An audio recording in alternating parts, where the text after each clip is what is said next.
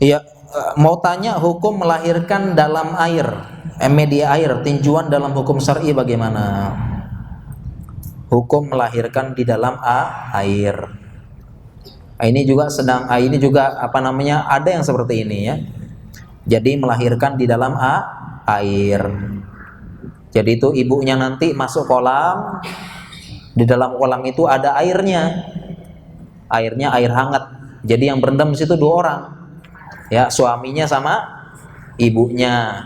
Jadi bayinya nanti lahir biasa. Ya, melahirkan dalam air.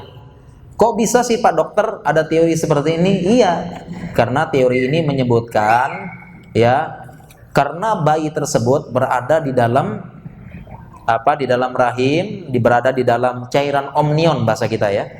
Amnion ya, berasal dalam cairan amnion atau bahasa awamnya cairan apa?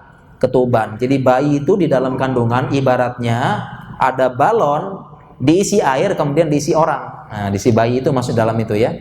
Kalau terus dalamnya itu kan bahaya kan, bayinya kejepit terus jadi berenang. Nah, sehingga dengan konsep ini bayi di dalam itu dia berenang dalam air ketuban. Sehingga kalau mau memudahkan melahirkan, itu juga lingkungan pas dia keluar juga harus air katanya. Paham ya? Biar tidak kaget tiba-tiba kok wah langsung sebelumnya air tiba-tiba langsung udara gitu. Nah, supaya bayinya juga nyaman gitu kan. Nyaman dalamnya berenang-berenang, keluar juga berenang-berenang gitu. Yaitu di sini berasal dari muncul teori ini, melahirkan di dalam air. Teorinya demikian, katanya lebih memudahkan dan ringan. Nah, sekarang bagaimana hukum syar'inya? Jawabannya hukum syar'inya ini boleh. Ya, boleh karena ini masalah pertama, ini masalah dunia. Al aslu fil asya al-ibahah. Hukum asal sesuatu itu adalah boleh. Ya, hukum asal dunia ini hukumnya boleh sampai ada dalil yang mengharamkan. Jadi ini boleh selama tidak ada bahaya di situ dan hal-hal yang melanggar syariat. Ya. Jadi ini pun boleh ya dalam air. Ya, dalam air boleh. Dibantu sama bidan, dibantu sama suaminya boleh. Ya.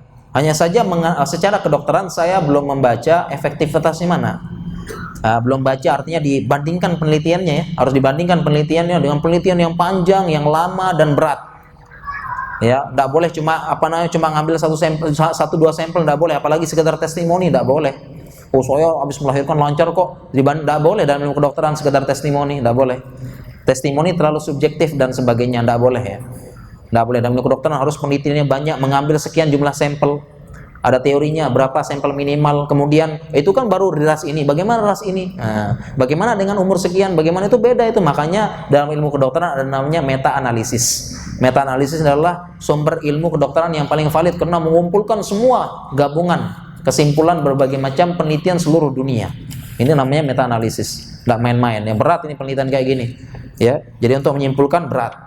Ya, untuk apakah mana yang lebih efektif ya, melahirkan dengan air ataupun yang biasa, ini harus ada penelitian yang benar-benar valid ya.